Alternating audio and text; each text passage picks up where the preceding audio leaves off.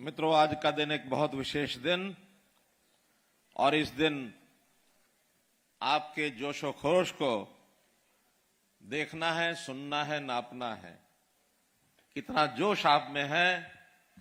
भारत माता की। भाई ये आवाज तो टोहाना कस्बे तक भी नहीं गई। हम तो चंडीगढ़ की और दिल्ली की बात करते हैं। भारत माता की। पीछे वाले कोने में या तो मेरी आवाज नहीं सुन रही या फिर वो लापरवाह होकर बैठे हैं। भारत माता की। बहुत बहुत धन्यवाद। नेताजी सुभाष चंद्र बोस एक ऐसा नाम जिनकी याद आते ही उनके विचारों के बारे में जैसा हम सोचते हैं तो रोंगटे खड़े हो जाते हैं। ऐसे नेताजी सुभाष चंद्र बोस जी के जयंती के दिन पर आज के इस मिलन समारोह के कार्यक्रम में मंच पर विराजमान मेरे साथी, हरियाणा सरकार में उप मुख्यमंत्री श्री दुष्यंत चौटाला जी, हमारे जननायक जनता पार्टी के प्रदेश अध्यक्ष श्री निशान सिंह जी और आज के इस सभा के संयोजक, मिलन समारोह जिनके आयोजना से कई वर्षों से ये कार्यक्रम चल रहा है।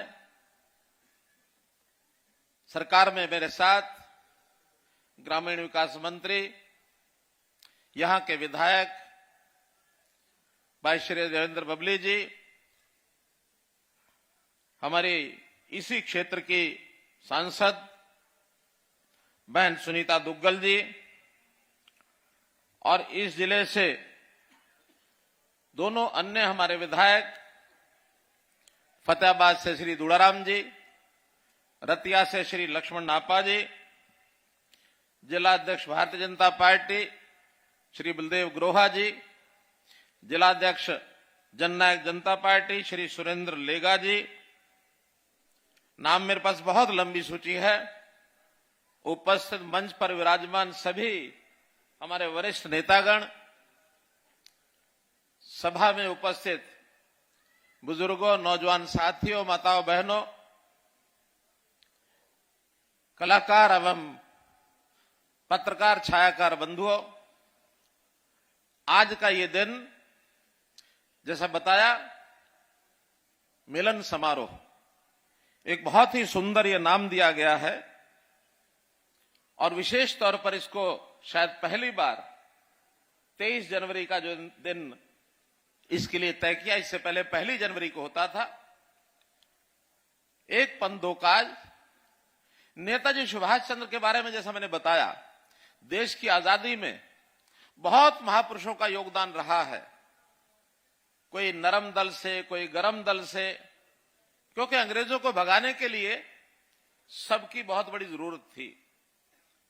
अंग्रेज अपने आप में कहा करते थे कि अंग्रेजी साम्राज्य में सूरज कभी छुपेगा नहीं। अर्थात दुनिया के ऐसे कई देशों में उनका राज हो गया था कि सूरज पूर्व में निकलेगा तब भी किसी ब्रिटिश साम्राज्य में चमकेगा, दोपहर को भी चमकेगा, शाम को भी चमकेगा। अर्थात जहां शाम को चमकेगा वहां दिन होता है। जहां आज रात है फिर उस समय में जब चमकेगा उस समय दिन होता है। पृथ्वी गोल है तो इस नाते से कहीं ना कहीं सूर्य अंग्रेजी साम्राज्य में चमकता था। लेकिन उस अंग्रेजी साम्राज्य को भारत से उखाड़ने के लिए चाहे नेताजी सुभाष चंद्र बोस हो, चाहे महात्मा गांधी हो, उससे पहले कितने नाम लिए जा सकते हैं। लोकमान्य तिलक का नाम ले सकते हैं, लाला लाजपत राय का नाम ले सकते हैं, डॉक्टर भीमराव अंबेडकर का नाम ले सकते हैं। अलग अलग तरीकों से सबने अपने काम किए। तो मैं तो यही कहूंगा कि नेताजी ने जब आईएनए के नाम से जब आर्मी बनाई थी उस समय हरियाणा का भी बहुत बड़ा योगदान था। उसमें हजारों की संख्या में नेताजी की सेना में यहां लोग थे, भर्ती हुए थे। ये ठीक बात है कि आज अधिकांश स्वर्गवासी हो गए हैं, क्योंकि 1942 में ये आर्मी बनाई गई थी। आज ठीक उसके 81 साल हो गए हैं। अगर उस समय 20 साल का भी वो भर्ती हुआ होगा तो आज उसकी आयु 101 साल की होगी। कुछ बंधु आज हरियाणा में हैं, जीवित हैं, मैं उनको भी सम्मान करना चाहता हूं। सामान्यतः 26 जनवरी पर ऐसे सब बंधुओं को हम सम्मानित भी करते हैं। तो इस प्रकार से उनका जो योगदान रहा देश की आजादी में, अविस्मरणीय। बंधुओं, ये ठीक है कि आजादी उनके सबके प्रयत्नों से हमें मिली 1947 में, लेकिन 47 में ही एक विचार कुछ महापुरुषों के दिमाग में यह भी आने लगा कि इस आजादी को बरकरार रखना ये आजाद भारत के नागरिकों का काम है। आजादी मिलने के बाद भी बहुत देश आगे बढ़ जाते हैं और बहुत उनकी हालत खराब भी हो जाती है। लेकिन इस देश के जितने भी पुरोधा आजादी के बाद के भी हैं, उन्होंने अपने देश को आगे बढ़ाया है और आज चीजें अपने हाथ में हैं। तो मैं कहा करता हूं कि उस समय देश के लिए मरने की आवश्यकता थी, लेकिन आज देश के लिए जीने की आवश्यकता, मित्रों, जीने की आवश्यकता है। तो उस नाते से आज हमारे जिम्मे भी पिछले कई वर्षों से इस प्रदेश की बागडोर संभालने का मौका मिला है। हमने भरपूर वो काम जो पीछे सरकारें नहीं कर पाई थी, जो अधूरे छोड़े थे, उन सब कामों को हमने हल करने की कोशिश की है। चाहे वो विकास के काम हो, चाहे वो सामाजिक जीवन के स्तर को ऊंचा करने की बात हो, चाहे लोगों के आर्थिक स्तर को ऊंचा करने की बात हो, चाहे रोजगार देने की बात हो, चाहे इस प्रदेश के लोगों को प्रदेश के प्रति सोचने का जो एक गौरव उत्पन्न होना चाहिए कि मेरा हरियाणा गौरवशाली हरियाणा, मेरे मन में हरियाणा वासी होने का भाव ये जागृत हो। तो आपको याद होगा हमने एक नारा दिया था, हरियाणा एक, हरियाणवी एक। हरियाणा एक, हरियाणवी एक का अर्थ यही था कि हम सब हरियाणवी बन के सोचें, अपने प्रदेश के साथ जुड़ करके रहें। तो हमने कितने उसमें काम किए। अब जैसा विचार आया पंचायती राज का, पंचायती राज व्यवस्थाएं पहले भी थी, लेकिन हमने आने के बाद कई परिवर्तन किए उसमें, और बड़ा परिवर्तन उसमें आपको ध्यान में है, ये पंचायतें पढ़ी लिखी होनी चाहिए। एक नियम कानून बनाया, उस कानून को लोगों ने चैलेंज किया, विपक्षी लोगों ने उसके ऊपर प्रश्न चिन्ह खड़े किए। आखिर वो हाई कोर्ट में, उसके बाद सुप्रीम कोर्ट में 45 दिन की सुनवाई के बाद सुप्रीम कोर्ट ने कहा कि हरियाणा का ये कानून बेहतर है, न केवल हरियाणा बल्कि दूसरे प्रदेशों को भी इसको लागू करना चाहिए। आखिर सरपंच, पंच, जिला परिषद, पंचायत समिति या नगर पालिका या नगर परिषद, उनमें पढ़े लिखे लोग होंगे तो विचार कर सकेंगे अपने समाज के बारे में, अपनी जनता के बारे में, वहां के विकास के बारे में। वरना पहले के समय में अधिकारी ने, कर्मचारी ने कोई गड़बड़ कर दी और लगवा लिया अंगूठा मारा, और जब बाद में उसके केस बनते फिरे, कहीं विजिलेंस की जांच हो गई, कहीं पुलिस की जांच हो गई, विभाग की जांच हो गई, और हमारा जनप्रतिनिधि कहता था मुझे तो पता ही नहीं जी, मैं तो पढ़ता जानता नहीं। इन्होंने कहा मैंने अंगूठा लगा दिया, अब मुझे क्या पता इसमें क्या लिखा। सैकड़ों हजारों हमारे जनप्रतिनिधि इस चक्कर में फंसे रहे। आज कोई नहीं फंसता है, आज सबको पता है। तो इस नाते से वो सारे काम हमने किए, और उसमें भी हमारी पंचायतें किस प्रकार से अपना काम अपने आप करें, क्योंकि एक पंचायती राज का थर्ड टियर सिस्टम जिसको कहते हैं, एक तीसरी प्रकार की सरकार है। पहली सेंट्रल की केंद्र सरकार, दूसरी प्रदेश की सरकार, और तीसरी हमारी जो स्थानीय निकाय की सरकारें हैं, पंचायतें, जिला परिषद, पंचायत समितियां, ये फुल फ्लेज्ड अपने आप में एक प्रकार से पूरी अधिकार रखने वाली सरकार। पिछली सरकारों ने अधिकार नहीं दिए इन पंचायतों को, हमने आने के बाद सरकारों को पंचायतें दी, सरकार पंचायतों को अधिकार दिए, इंटर डिस्ट्रिक्ट काउंसिल बनाई और कहा कि आपके अधिकार सुरक्षित, जो पैसा आपका है वो आपके पास जाएगा, जैसा चाहो खर्च करो, जैसा चाहो खर्च करो। और उसमें निश्चित किसी को 20 लाख छोटा गांव है, बड़ा लाख गांव है, 30 लाख, 40 लाख, 50 लाख, 1 करोड़, 2 करोड़, 3 करोड़, बड़े बड़े गांव भी हैं। 30-30, 40-40 हजार की आबादी के हैं। 30-40 हजार की अगर आबादी होगी उसको 7-8 करोड़ रुपया भी मिलता है। तो ये गांव अपने आप अपना प्रस्ताव पारित करें और अपने काम अपने आप कराएं। क्या कराना क्या नहीं कराना ये कराएं। पारदर्शिता लाने के लिए एक डिमांड थी सब तरफ से, बल्कि केंद्र सरकार की ओर से निर्देश था कि केंद्र सरकार पैसा तभी भेजेगी जब पारदर्शी तरीके से काम होगा, ये आने वाली शिकायतें नहीं आनी चाहिए। तो हमने उसमें पारदर्शिता का पैमाना लागू किया। आज खुश है जनता, सब खुश है, क्योंकि हमने सारे अधिकार दिए। अब आपकी फाइल कोई दिल्ली की तरफ मुंह नहीं करेगी, ना डायरेक्टर के पास जाएगी, ना सेक्रेटरी के पास जाएगी। आपके यहीं के चाहे सरपंच है, चाहे ब्लॉक समिति का चेयरमैन है, चाहे जिला परिषद का चेयरमैन है, प्रस्ताव पारित करने के बाद वो अपने आप उसका प्रपोजल बनाएंगे और फिर जो यहाँ के चाहे वो जेई है, चाहे वो एक्शन है, चाहे एसडीओ है, चाहे सुपरिटेंडेंट इंजीनियर है, बड़े से बड़ा काम 2-2.5 करोड़ से भी ऊपर होगा तब जाकर के चीफ इंजीनियर उसको हाथ लगाएगा, वरना नहीं लगाएगा। आप ही ने पैसा देना है, काम को जांच लो, ठीक है तो दो, नहीं है तो काम करने वाले को पकड़ लो कि भैया ये काम ठीक नहीं है। और आपके सहयोग के लिए, सरपंचों के सहयोग के लिए हमने ये भी कहा है कि गांव के कुछ और बुजुर्ग लोग, कुछ रिटायर्ड लोग, रिटायर्ड अध्यापक है, कोई इंजीनियर है, कोई एक्स सर्विसमैन है, उनका सहयोग ले लो ताकि वो सब मिल करके गांव की, जैसा कहा हमारे दुष्यंत चौटाला जी ने कि हम काम कर देते हैं, काम करने के बाद उसकी संभाल करने का काम ये सब आपका है मित्रों। हम बस 6200 गांव हैं, 2000 वार्ड हैं, ऐसे 8000 इकाइयां चंडीगढ़ बैठ करके हम उनको नहीं देख सकते। पैसा दे सकते हैं, लेकिन 8000 इकाइयों में काम ठीक हो, चाहे गली नाली का हो और चाहे बड़े से बड़ा कोई भवन खड़ा करना हो, कोई सड़क बनानी हो, सब काम आपके हवाले हैं। आप जैसा करेंगे वैसा हम करेंगे। हमने गांव में आपकी सरकार को चलाने के लिए ग्राम सचिवालय दिया। हर गांव में ग्राम सचिवालय होना चाहिए।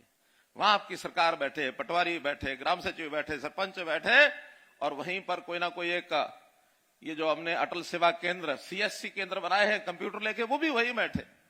कोई शिकायत केंद्र होना तो वहीं आ जाए, सरकार का अधिकारी कोई कर्मचारी जाए तो वहीं जाए। ये आपका जैसे दिल्ली, जैसे चंडीगढ़ में सचिवालय है, केंद्रीय सचिवालय दिल्ली में है, ऐसे जिलों में भी जिला सचिवालय हैं, ऐसे गांव में भी गांव का सचिवालय, सेक्रेटरिएट। इस सेक्रेटरिएट को भी हमने आबाद करना है। एक सरकार जैसे फुल फ्लेज्ड गवर्नमेंट ये चलनी चाहिए, ऐसा हम प्रबंध कर रहे हैं। इसमें धीरे धीरे कुछ और भी आगे बढ़ना होगा, अधिकार बढ़ाने होंगे, पैसा बढ़ाना होगा। जैसी डिमांड आएगी वैसा वैसा बढ़ाते रहेंगे। कोई कमी पैसे के नहीं है हरियाणा सरकार के पास। 1,77,000 करोड़ का बजट था पिछली बार, अब इस बार हो सकता और बढ़े, बढ़ता ही हर साल बढ़ता है। संयोग से मेरे पास वित्त मंत्री का भी दायित्व है, इसलिए उस नाते से हम आगे बढ़ते हैं। हमने गांव के सरपंचों को शराब के ठेके होने चाहिए कि नहीं होने चाहिए ये अधिकार भी दे दिए कि आप गांव के लोग ग्राम सभा में 10% लोग लिख करके दे दें कि हमारे यहां ठेका नहीं चाहिए, नहीं होगा। और भाई नहीं लिख के दोगे तो फिर करना ही है, फिर तुमको खोलना ही होगा। क्योंकि ऐसा है कि अगर मान लो नहीं आप लोग चाहेंगे, मानो नहीं लिख के देना चाहेंगे, तो फिर जो पीने वाले हैं उनको तो भाई कहीं ना कहीं से पीनी है और गलत शरत पिएंगे, फिर मुश्किल पैदा हो जाएगी। तो इसलिए उस सिस्टम को हम चाहते हैं कि उसको संतुलन बना के रखो। गांव के लोग एका कर लें कि हम अपने यहां नशाखोरी को दूर करेंगे। आज शराबी नहीं तो नशीले पदार्थों के और कई प्रकार के प्रचलन हो गए हैं शुरू, दवाइयां शुरू हो गई हैं, ड्रग्स। हमारे नौजवान बर्बाद हो रहे हैं। और खास करके मैं इस बेल्ट की चर्चा करना चाहूंगा, सिरसा से लेकर अंबाला तक पंजाब के साथ लगती हुई बेल्ट, जिसमें आपका टोहाना जाखल ये भी आता है, रतिया भी आता है। हम लोग इसमें सावधान हो, गांव के अंदर एक एकता दिखाएं कि हमारे यहाँ गांव के अंदर ऐसे को काम करने वाले, उसको हमने कैसे रोकना है, इस काम करें। हमारी आमदन बढ़ाने के लिए पहले स्टाम्प ड्यूटी नहीं होती थी, यानी गांव का हिस्सा नहीं होता था। हमने गांव के पंचायत के लिए भी 2% का हिस्सा ये स्टाम्प ड्यूटी को देना शुरू कर दिया। और सीधा आएगा, जिस गांव में कोई भी रजिस्ट्री होगी किसी भी चीज की, उसका 2% पैसा गांव की पंचायत को आएगा, ताकि वहां के विकास को और हम आगे बढ़ा सके। मित्रों, इसी प्रकार से हमने सोचते हुए इस बार, क्योंकि 1 क्वार्टर बाकी बचा है मार्च तक, साल भर में हम लगभग 4000 करोड़ रुपया ग्राम पंचायतों को देते हैं। लेकिन अभी 3 महीने के लिए 1100 करोड़ रुपया रिलीज हो गया है, हर पंचायत के खाते में पहुंच गया है। वहां बैठ करके हम प्रस्ताव पारित करें और इसको आगे बढ़ाएं। और इसमें जितना सहयोग और जितना आगे बढ़ करके ऊर्जा से हमारे देवेंद्र बबली जी कर रहे हैं, मैं इनको बधाई देता हूं कि ग्रामीण क्षेत्र के अंदर विकास का काम ये भरपूर कर रहे हैं। कहीं पीछे नहीं रहने देंगे। आप आगे एक कदम बढ़िए, हम दो बढ़ेंगे, आप दो कदम बढ़िए, हम चार कदम आगे बढ़ेंगे। मित्रों, मैं आपको ये विश्वास दिलाता हूं। हमने विकास के साथ साथ गांव का विकास हो, सड़कों का हो, स्कूलों का हो, अस्पताल बनाने हो, नेशनल हाईवे बनाने हो, नहरें बनानी है, जितने भी काम किए हैं, बहुत की चर्चा यहां हुई है।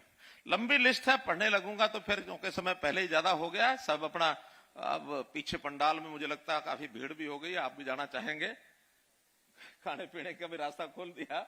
तो कुल मिलाकर के मुझे तो अपनी इतनी बात कहनी है कि विकास के साथ साथ जनजीवन कैसे सुखी हो, उनका जीना कैसे सुलभ बने। नहीं तो आजकल, पहले हमने देखा कि जब सरकार में हम आए थे, वो बात है 2014 की, कि लोग चौथा फ्लोर भरा रहता था, शिकायतें लेके लोग पहुंचते थे, ट्रांसफर की एप्लीकेशन लेके पहुंचते थे। हमने कहा नहीं, आप अपने घर बैठे अपनी बात कहो। सीएम विंडो हमने बनाई, ट्रांसफर के लिए कोई एप्लीकेशन देने की जरूरत नहीं है, साल में एक बार हमको बता देंगे, आपकी सीनियोरिटी के हिसाब से ये स्थान आपको मिलेगा, आप 1, 2, 25, 50, 100 कितने ही स्थान भर के दे दो सरकारी कर्मचारी, और उसमें बटन दबाने के बाद एक साथ सबकी ट्रांसफर जो एलिजिबल हो जाएगा। अभी हमारे निशान सिंह जी कह रहे थे कि जो बेटियां हैं जिनकी शादी होती है तो शुरू में 2-5 साल छोटे बच्चे होते हैं, वो दूर जाना पड़ता है उनको। हमने कहा पहले हमने 10 साल की सीनियोरिटी दी है, इस बार की जो पॉलिसी बनाएंगे इनको और ज्यादा सीनियोरिटी देंगे, ताकि पुरुषों के मुकाबले में या बड़ी अधेड़ आयु के जो महिलाएं उससे भी ज्यादा इनको सुविधा मिल जाए, ताकि ये घर के नजदीक जहां ये चाहती हैं, ससुराल के घर के नजदीक उनको नौकरी मिले। तो ये भी हम सुविधा अगले साल हम ये कर देंगे। विकास के नाते जहां तक बात है, पहले केवल नेताओं के माध्यम से हम अपनी बात को आगे भेजते थे, अब हमने उस रास्ता खोल दिया है। हमारे नेता थोड़े से मंच पर बैठे हैं, भले मेरे से नाराज हो जाते हैं कभी कभी, आप सारी चीज जनता को दे रहे हो, हमारी क्या वैल्यू रहेगी। हमने कहा जनता को देंगे तब हमारी वैल्यू है, ऐसा नहीं है। काम बहुत हमारे पास करने के लिए, कामों की कमी नहीं है। हमने जनता को कहा कि आपने अपने गांव में कोई विकास का काम कराना है तो कंप्यूटर खुलवाओ, खुद खोलो ठीक, नहीं तो किसी से भी खुलवा लो। ग्राम दर्शन नाम का एक पोर्टल है, उसमें अपने गांव की मांग, डिमांड ये सब डाल दो, कोई शिकायत है वो भी डाल दो, और तुरंत विभाग के पास पहुंचेगी। विभाग का आदमी अपने आप गांव जाकर के उसका सर्वे करेगा और आपके गांव का काम हो जाएगा। उदाहरण बता रहा हूं, शायद हमारे बबली जी को भी पता नहीं होगा, लेकिन मंच से बता रहा हूं, आपने जितनी भी डिमांड्स दी हैं उनमें काफी कुछ तो आज पहले से ही जिनका शिलान्यास हो चुका है, बहुत डिमांड तो ऐसी शिलान्यास ही हो चुका है, कुछ ऐसी हैं जो आपने कहीं, मैं उसे बोल दूंगा, कुछ नई है जो यहीं आके पता लगी हैं, वो भी जाकर के डिपार्टमेंट से उसकी फिजिबिलिटी ले लेंगे, करा देंगे। लेकिन ये ग्राम दर्शन, इस टोहाना विधानसभा की 26 डिमांड्स ऐसी हैं जो जनता ने डाली हुई है और वहां से क्लियर होके आई हैं। 39 करोड़ रुपए के वो काम भी आज हो रहे हैं, उसकी मैं घोषणा कर रहा हूं। 39 काम वो हैं, छोटे काम हैं, खास करके उसमें 21 तो ये जो मार्केटिंग बोर्ड की सड़कें हैं, ये लोगों की डिमांड थी। हमने भी कहा था कि जितने भी 5 क्रम के रास्ते हरियाणा के सब करा देंगे। पहचान की हमने, लगभग 1350 ऐसी सड़कें हैं जिसका हम आने वाले 1 साल में, 2 साल में ये सब 5 क्रम के सारे रास्ते पक्के कराएंगे, सब कराएंगे। 21 तो इसमें वो 5 क्रम के रास्ते हैं जो शायद आपको जानकारी नहीं है, लोगों ने हमें कहा सीधा, और सीधा डिपार्टमेंट बना के भेज दिया। चलिए, लेकिन जनता की बताई बता रहा हूं, आप वाली काम चल रहा होगा वो भी देंगे हम।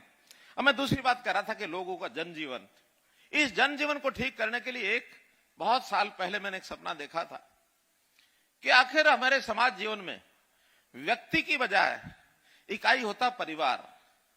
व्यक्ति का तो भारत सरकार ने एक आधार कार्ड बना दिया था, आधार कार्ड के नाते से सारी चीजें उस आदमी के खाते में पता भी लग जाती थी, चढ़ भी जाती थी, जानकारी मिल जाती थी।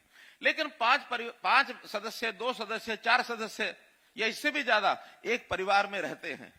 बच्चे भी हैं, बूढ़े भी हैं, नौजवान भी हैं, महिलाएं भी हैं, पुरुष भी हैं, बेरोजगार भी हैं, किसान भी हैं, मजदूर भी हैं, और बड़े जो धनाढ्य लोग वो भी हैं। तो परिवार के नाते सबका स्टेटस क्या है, इसकी जानकारी भी सरकार के पास रहनी चाहिए।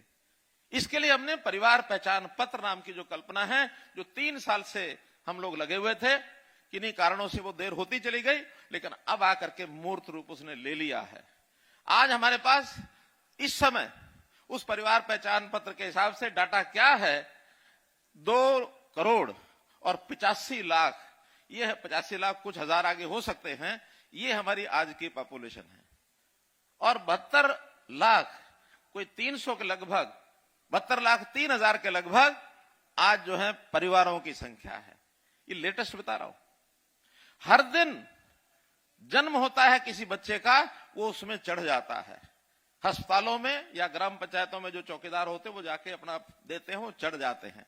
हर दिन की पॉपुलेशन, जो पहले कभी 10 साल बाद पता लगती थी कि हमारी पॉपुलेशन क्या है, गांव की, शहर की, जिले की, प्रदेश की, 10 साल के अंदर फिर आगे अगले 10 साल अनुमान लगाते रहते थे। अब हर दिन का पता लगता है कि आज हमारे प्रदेश के अंदर कितने बच्चों ने जन्म लिया। और साथ ही अभी एक चक्र है जीवन का, लोगों की मृत्यु होती है, तो मृत्यु होने के बाद उसका नाम उसमें से कटता है। अपने आप पता लग जाता है कि आज प्रदेश में कितने लोग परिवार पहचान पत्र में से काट दिए गए हैं, कितने ऐसे बाहर से प्रदेशों से आकर के यहां स्थायी रूप से रहने लग गए हैं। 5 साल जिनको हो गए उनका खाता अलग, 5 साल से कम जो है उनका खाता अलग। आज कितने बच्चे 6 साल से लेकर 18 साल तक स्कूल में जाते हैं, कितने सरकारी में, कितने प्राइवेट में, और कितने बच्चे ऐसे जो सरकारी प्राइवेट में नहीं जाते, परिवारों में नाम दर्ज है। आज भी लगभग 2.5 लाख बच्चे ऐसे हैं जिनका नाम ना प्राइवेट स्कूल में है ना सरकारी में है। अब या तो वो बच्चे पढ़ रहे होंगे जो हमारे बिना रजिस्ट्रेशन के जो स्कूल चल रहे हैं, बिना मान्यता के, या उसमें पढ़ रहे होंगे, या किन्हीं कारणों से नहीं पढ़ रहे, घर में बैठे हैं। एक एक बच्चे को हमारे अध्यापक बंधु, स्कूल में जो काम करने वाले लोग, उसको ट्रैक करेंगे कि बच्चा स्कूल में भेजो, क्यों नहीं भेजते हो। 18 साल से 25 साल तक हायर एजुकेशन, उच्च शिक्षा विभाग इनको घर में जाकर देखेगा कि भी क्या कर रहा है ये आदमी, पढ़ाई कर रहा है क्या, स्किलिंग में है क्या, कहीं रोजगार मिल गया है क्या, या बेरोजगार बैठा है। हम ऐसे परिवारों की पहले चिन्हित कर रहे हैं जिनके परिवार की आय 1 लाख रुपया साल से भी कम है, सिर्फ 8,000 रुपये महीना। इन परिवारों में एक एक व्यक्ति निकाल के लाओ, जिसको ट्रेनिंग कराओ, जिसको कोई काम के लिए लोन चाहिए लोन दो, जिसको छोटी मोटी दुकान करनी दुकान करे, जिसको मजदूरी करनी है मजदूरी करे, लेकिन 8,000 तो न्यूनतम से आगे बढ़ाओ। हम चाहते हैं 180 से ऊपर सारे परिवार हो जाए। ये जो बीपीएल की संख्या है, बीपीएल कोई पैमाना फिक्स नहीं है। आज 180 हमने किया है, हो सकता है 180 वालों को हम ऊपर बढ़ा दें, फिर इसकी और ऊपर मात्रा बढ़ा देंगे। अभी तक 120 थी। तो हम तो चाहते हैं कि प्रदेश के जो गरीब से गरीब लोग हैं उनको सबको कैसे सहायता की जाए। मुख्यमंत्री परिवार उत्थान योजना मैंने बनाई, मुख्यमंत्री परिवार समृद्धि योजना मैंने बनाई। ऐसे सब घरों में, यानी जिनके सिर पर छत नहीं है और 180 से नीचे है, इसके लिए सर्वे चल रहा है। वो भी एक नई योजना, प्रधानमंत्री आवास योजना तो चली रही है, हम अलग से एक योजना बनाएंगे प्रदेश की कि ऐसे जो परिवार छूट गए हैं या कोई नए परिवार हैं जिनको घर चाहिए, इनको मकान की व्यवस्था में कितना सहयोग किया जा सकता है, ये हम करेंगे। हमने खेल कूद के लिए बहुत के काम किए। आपको पता है कि हमारा प्रदेश, हरियाणा जो है सारे दुनिया में सबसे ऊपर है। मित्रों, हम कैसे लोगों की आय बढ़े, किसानों की आय बढ़ाने के लिए एमएसपी तो हम 11 फसलों पर दे रहे हैं, छोटी मोटी चलती रहती है तू तड़ाक। आज हमारे गन्ने वाले किसान कहते हैं थोड़ा रेट बढ़ाओ, हम कहते हैं भाई घाटा बहुत हो रहा है, चीनी का रेट नहीं बढ़ रहा है, फिर भी बातचीत चल रही है, कहीं ना कहीं हल निकल आएगा। लेकिन जो छोटे किसान हैं, जो अपनी बिजाई कर ही नहीं पाते, पानी भर गया तो उनके तालाब, यानी खेत जो है तालाब जैसे हो गए, और जमीन जो है वाटर लॉगिंग के कारण से बुआई हो ही नहीं। तो इस व्यवस्था को पहले ठीक करें, एक एक फसल को देखें। हर साल मुआवजा भी देना पड़ता है। इस बार मैंने 1100 करोड़ रुपया केवल इस बात के लिए रखा है कि जो पानी खड़ा होता है, खास करके ये जो 6-7 जिले हैं, रोहतक है, जींद है, हिसार है, फतेहाबाद है, सिरसा है, ये जो बीच की बेल्ट है, झज्जर है, सोनीपत है, इस बेल्ट में पानी हजारों एकड़ में खड़ा हो जाता है। सब शिकायतें आती हैं, हम करते भी हैं, कहीं 10 दिन बाद 20 दिन बाद निकलता है। लेकिन व्यवस्था ऐसे करेंगे कि पानी 1-2 दिन के बाद निकल जाए, खड़ी फसल भी खराब न हो। ऐसे बहुत 1100 करोड़ रुपया इसके लिए हमने कर दिया है, चिन्हित कर दिया है। तो मित्रों, करने के लिए बहुत काम है। आज अगर मैं ये बताता रहूंगा तो फिर आप वाली जो जिस बात के लिए आप बैठे हैं वो बात रह जाएगी। इसलिए 2-3 बातें और कह करके फिर उस ओर मैं आता हूं। परिवार पहचान पत्र के नाते हमने एक काम और किया कि राशन कार्ड नए बनाए। हमारे दुष्यंत जी इसकी बात कर रहे थे। 12 लाख लोगों के नए राशन कार्ड बने हैं। 12 लाख परिवारों के जिनके पहले राशन कार्ड नहीं थे। अब सब लोग तो खाने में चले गए, नहीं तो उनको पता होता कितने लोग हैं जिनके राशन, कितने लोगों के नए राशन कार्ड बने होंगे। यहां है कोई बैठा हुआ? इतने सारे लोग हैं। और कुछ लोगों के राशन कार्ड कटे भी है, मैं इसको भी स्वीकार करता हूं। कटे क्यों हैं? 2011 के बाद किसी ने उसका ध्यान ही नहीं दिया कि कौन परिवार राशन कार्ड लेके बैठे हैं। 1.25 लाख लोग तो ऐसे निकले जो इनकम टैक्स की रिटर्न भरते हैं और राशन कार्ड बना रखा है, पीला राशन कार्ड। अब वो तो डिपार्टमेंट से पता लग गया हमको भी ये लोग हैं, बताओ इनमें से, कहिए 1.25 लाख लोग तो इनमें से आपके इनकम टैक्स भरते हैं। ऐसे लोगों का राशन कार्ड बनना चाहिए क्या? जो इनकम टैक्स भरते हैं बनना चाहिए क्या? नहीं बनना चाहिए। ऐसे ही बहुत पैरामीटर हमने इनकम के लगाए। हाँ, उसमें से शिकायतें मिली थी क्योंकि 1 जनवरी से हमने लागू किया। जिनके कट गए शोरगुल तो करना ही था, सबने किया। फिर हमने कहा कि अच्छा शिकायत करो। शिकायत करने के बाद वो जो 9 लाख कटे हैं उसमें से 1,58,000 लोग आए कि हमारा गलत कटा है। यानी 7.5 लाख तो आए ही नहीं मुड़ के। उनको पता लग गया कि हाँ वो गड़बड़ जो पहले चलती थी अब चलेगी नहीं। इस 1.5 लाख का फिर घर घर जाकर के हमने सैंपल करवाए हैं। अभी लगभग 1,08,000 का तो निरीक्षण हो चुका है, 50,000 बाकी हैं। उस 1,08,000 में हमें भी लगता है कि चाहे थोड़ी बहुत छूट देनी पड़ती है तो भी उसमें से लगभग 93,000 लोगों के राशन कार्ड दोबारा बना दिए हैं। 93,000 बना दिए हैं। अभी जो 50,000 हैं हो सकता है उसमें भी 20-40,000 और बन जाएंगे। जिसका नहीं बनेगा मानो टाइम के अंदर, और उसको ठीक से हम जवाब भी नहीं दिया, तो उसका हमने कहा कि जनवरी का राशन उसको भी मिलेगा जिसका अभी हमने जांच पूरी नहीं की है। किसी की शिकायत नहीं रहने देंगे। और आज शिकायतों का अवलोकन करना आसान है, ऑनलाइन सिस्टम हो गए, पोर्टल से हर चीज होती है। हमारे विधानसभा में नेता प्रतिपक्ष कहते हैं सरकार ने हर चीज का पोर्टल बना दिया, हर चीज का पोर्टल बना दिया, पोर्टल पोर्टल पोर्टल। मैंने कहा सरकार पोर्टल से जितना रिजल्ट दे सकती है ना, इतना रिजल्ट आप फील्ड में लोगों को छोड़ोगे तो सब कहीं ना कहीं गड़बड़ हो जाती है, उससे तो कुछ पकड़ा ही नहीं जाता। हमने इस पोर्टल से 2.5 लाख बच्चे आज से 3 साल पहले वो निकाले थे जिन बच्चों का एडमिशन प्राइवेट स्कूल में भी था, सरकारी में भी था। आखिर एक ही जगह पढ़ेगा बच्चा, 2 जगह तो नहीं पढ़ेगा। जब ये किया तो 2.5 लाख बच्चे उसमें से नाम कम हो गए। क्या आरोप लगाया कि हाँ बच्चों ने पढ़ना ही छोड़ दिया। अब कोई भी अपने मतलब की बात अपने तरीके से निकालेगा, लेकिन हमको निडर होकर के जो सुधारवादी कदम है वो लगातार चलाएंगे। जनता के सुख के लिए चलाएंगे, जनता की शांति के लिए चलाएंगे, जनता के लिए वास्तव में जो गरीब हैं उनको कैसे ऊपर उठाया जाए इनके लिए चलाएंगे मित्रों। तो इसलिए मेरा कहना यह है कि हमने जितने भी काम किए हैं वो जनहित में किए हैं। अभी एक आज नई चीज का भी मैं शुभकामना देता हूं उस कंपनी को भी। और जैसा हमारा ये जो क्रांति चल रही है इलेक्ट्रॉनिक टेलीकॉम की, इस आईटी के जमाने में बहुत आगे बढ़ गए हैं। मोबाइल की क्रांति तो बहुत हुई है, और उस मोबाइल की क्रांति में आज एक कंपनी ने 5G हरियाणा में लागू कर दिया है। अभी तक 4G पर चलते थे, आज ही हरियाणा में जियो कंपनी ने 5G चालू कर दिया। अब हमारे जो लोग कंप्यूटर का उपयोग करते हैं, मोबाइल का उपयोग करते हैं, ऐसी जितने भी इलेक्ट्रॉनिक चीजों का उपयोग होता है उसकी स्पीड बहुत बढ़ गई है। और कल ही हमने कुछ कंपनियों से बुला करके ये जो इंटरनेट का स्पीड है, मेगाबाइट्स क्या रहता है वो, एमबीपीएस की क्या, हाँ, तो इस प्रकार से ये जो हमारी हर चीज की स्पीड कैसे बढ़े, इंटरनेट की सॉफ्टवेयर की व्यवस्थाएं कैसे अच्छी हो, 3 कंपनियों को हरियाणा का काम वो भी दिया है ताकि हमारे यहाँ ये सारी लाइन जहां जहां बिछनी है वो सारी बिछ जाए। तो ये जनता के सुख सुविधा के लिए बहुत से हमने काम किए हैं। स्वास्थ्य के नाते से जो चिरायु की बात हमारे दुष्यंत जी ने दोहराई है उसको मैं दोहराना नहीं चाहता। हर परिवार उसका कोई सदस्य बीमार अगर होता है तो उसको ठीक इलाज, मुफ्त का इलाज 180 तक, और 180 से ऊपर के भी लोग हैं उनके बारे में विचार चल रहा है कि सस्ता इलाज उनको भी मिले। तो इसकी भी योजना हमारी आगे बन रही है। जहां तक आज की योजनाओं का विषय है।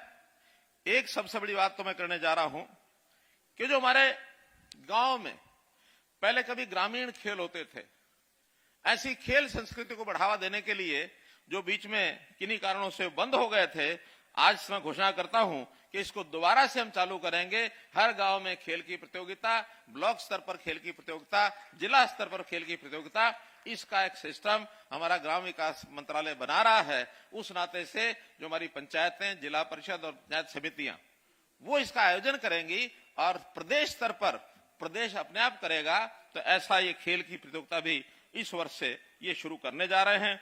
12 खेल उसमें होंगे, kabaddi, volleyball, basketball, handball, kho kho, football, hockey, कुश्ती, एथलेटिक्स, रस्साकशी, घुड़दौड़, वेट लिफ्टिंग, ऐसी सारी प्रतियोगिताएं ये इसमें होंगी। जो आज शिलान्यास किए गए हैं, उद्घाटन किए गए हैं, 7 तो उद्घाटन किए हैं, 272 करोड़ नहीं, सिर्फ 72 करोड़ रुपए की ये योजनाएं 7 उद्घाटन किए हैं और 11 जो है उसका शिलान्यास किया गया है। 200 करोड़ रुपए के ये जो बड़े बड़े शिलान्यास के कार्यक्रम हैं, खास करके उसमें सिविल हॉस्पिटल टोहाना का जैसे बात आई, construction of new bus stand की बात आई है, और जो उद्घाटन है वो जो बाईपास है, उस बाईपास का भी आज उद्घाटन किया गया है। तो ऐसे इतने काम तो पहले सब हो चुके हैं।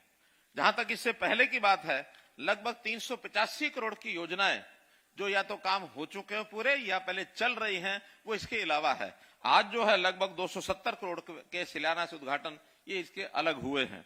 इसके अलावा जो डिमांड्स रखी गई हैं उनमें भी मोटी मोटी आपके सामने मैं रख रहा हूं। पहला तो जैसे टोहाना रतिया रोड, बीच में हमारे नापा जी ने खड़े होकर के कहा, मैंने कहा चुप करो, मेरे ध्यान में है, और वो डिप्टी सीएम साहब ने भी उसको दोहराया है, तो इसकी मंजूरी दी जाती है और इस पर 87 करोड़ रुपया इस पर लगने वाला है। ऐसे ही जाखल धारसूल भूना पाबड़ा सरसौद रोड, ये एमडीआर है, इसकी स्ट्रेंथनिंग और वाइडनिंग, चौड़ाकरण भी होगा और इसका सुदृढ़ीकरण भी होगा। ये भी 67 करोड़ रुपए का खर्चा इस पर आएगा, इसको भी मंजूर किया जाता है। फिर टोहाना भूना रोड,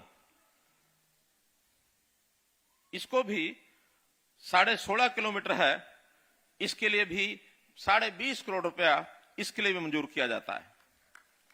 फिर सूर्यवाड़ा चौक से उकलाना भुन्ना फतेहाबाद रोड तक मिलाएंगे, क्योंकि भुन्ना से फतेहाबाद तो बनी है, लेकिन इधर भुन्ना तक सूर्यवाड़ा चौक से वो बनी नहीं है अभी, उसको भी मजबूत करना है। तो इस पर भी 27.5 करोड़ रुपया इसका भी मंजूर करते हैं। एक टोहाना सन्याना रोड टू बिढ़ाई खेड़ा, जैसा आपने बताया कि एक छोटी रोड है, 1.5 किलोमीटर की है, तो इस पर भी 8.5 करोड़ रुपए का लगभग खर्च आएगा, ये भी हम इसको पूरा करते हैं। इरिगेशन की कुछ चीजें हैं, कुछ तो आज शिलान्यास उद्घाटन हो गए हैं, फिर भी जो फतेहाबाद ब्रांच की जो रीलाइनिंग और रिहेबिलिटेशन करनी है, उसका भी 36 करोड़ रुपया ये मंजूर किया जाता है। फिर भाखड़ा मेन लाइन के 2 प्रोजेक्ट हैं 11 करोड़ के, इसको भी जो है मंजूर किया जाता है। एक पुल है और वो मैं उसको कहूंगा कि वो दादा पोता का पुल है,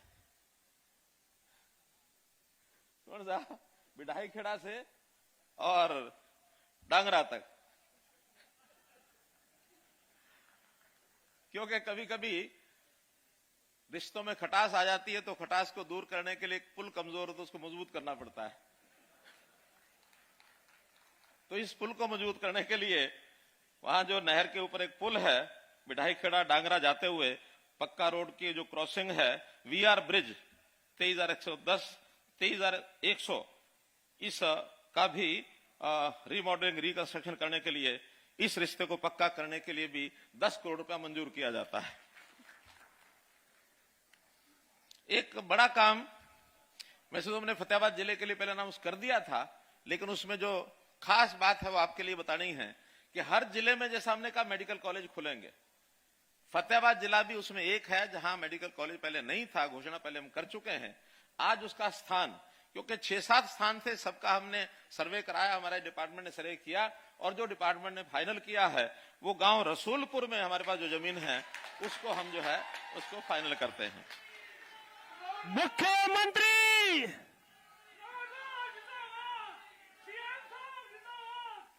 ऐसे ही टोहाना का जो गवर्नमेंट कॉलेज है हमारा, वो संख्या के हिसाब से बहुत छोटा पड़ता है। मैं पहले भी उसकी अनाउंसमेंट कर चुका हूं कि उसको बाहर कहीं बनाया जाए। मैं फिर आज दोहरा रहा हूं कि उसके लिए जमीन 15 एकड़ 20 एकड़ अगर आसपास कहीं टोहाना के आप दिलवा सकें तो जैसा ही जमीन फाइनल करेंगे वैसा ही उसका निर्माण कार्य ये शुरू हो जाएगा। और यही विषय जो पहले की अनाउंसमेंट है वो नर्सिंग कॉलेज जाखल ब्लॉक में, वहां भी चूंकि जो जमीन बताई गई थी वो जमीन तो शायद फिजिबल नहीं निकली है। जो भी कोई जमीन आप बताएंगे, ठीक है, जो बदल दी है तो उसको आप दे देंगे और उसको भी हम जो मार्केट रेट के हिसाब से ई भूमि पर, हमने एक ई भूमि का पोर्टल बनाया है जिसका जिक्र पहले हुआ है। कोई भी विकास का काम उस इलाके में जो लोग चाहते हैं वो ठीक रेट अगर डाल देंगे, चाहे तो क्योंकि प्राइवेट लैंड ही है जो खरीदनी होती है, उसमें एक्वायर नहीं करनी पड़ती। एक्वायर करने के झगड़े बहुत हमने सहन किए हैं। हरियाणा में एचएसवीपी और एचएसआईडीसी इन दोनों की जमीनों में लगभग 25,000 करोड़ ये घाटा हुआ है और ये नुकसान हुआ कोर्ट्स के द्वारा। और फिर अनाउंसमेंट जो आती है लेना पड़ता है फिर फैक्ट्री वालों से और जो मकान बना के सेक्टरों में रहते हैं उनसे। वो हाथ खड़ा कर देते हैं कि भी हमने जब खरीदी थी उस समय तो रेट ये था, आज रेट ज्यादा क्यों मांग रहे हो। शर्त में होता है कि अगर कोई अनाउंसमेंट कोर्ट की आएगी तो उन्हीं को देना पड़ेगा। खैर वो अलग बात, हम फैसले कर रहे हैं जैसे कर रहे हैं, लेकिन आगे से हम किसान से भी आमने सामने बैठ करके जमीन खरीदते हैं। जहां जैसी जरूरत होती है उस हिसाब से हम करते हैं। तो ये जमीनें भी और जो पंचायत की जमीनें होंगी वो कलेक्टर रेट से हम खरीद लेंगे ताकि पंचायत के खाते में पैसा चला जाए। तो ये एक सिस्टम हमने बनाया है। ये दो चीजें हैं जो आप अगर हमको दे देंगे तो निश्चित रूप से इसको भी हम पूरा करेंगे। मित्रों, जैसा मैंने बताया कि आज 270-72 करोड़ के तो शिलान्यास उद्घाटन हुए हैं। 39-40 करोड़ के जो ग्राम दर्शन में मैंने बताया 26 काम वो हुए हैं। और इसके अलावा जो अभी जो डिमांड्स जितनी भी स्वीकार हुई हैं ये भी लगभग 270 करोड़ की ये भी बनती हैं। तो ऐसे ये आज के शिलान्यास उद्घाटन डिमांड्स ग्राम दर्शन और सब मिलाकर के 540 और 40 580 करोड़ रुपए के आपको जनता को समर्पित करते हुए मुझे बहुत खुशी हो रही है। और मैं इस अवसर पर आपको सबको बहुत बहुत बधाई और बहुत बहुत शुभकामना देता हूं। मेरे पास टोहाना विधानसभा के कौन कौन से काम चल रहे हैं ये पूरी लिस्ट है, लेकिन वो चल ही रहे हैं। आपको भी पता है, मुझे भी पता है, मंत्री जी को भी पता है, इसलिए उसको दोहराने की बात नहीं है। लेकिन इस अवसर पर मैं पुनः नेताजी सुभाष चंद्र बोस को अपनी ओर से, हरियाणा सरकार की ओर से, आप सबकी ओर से श्रद्धांजलि व्यक्त करते हुए अपनी बात समाप्त करता हूं। बहुत बहुत धन्यवाद।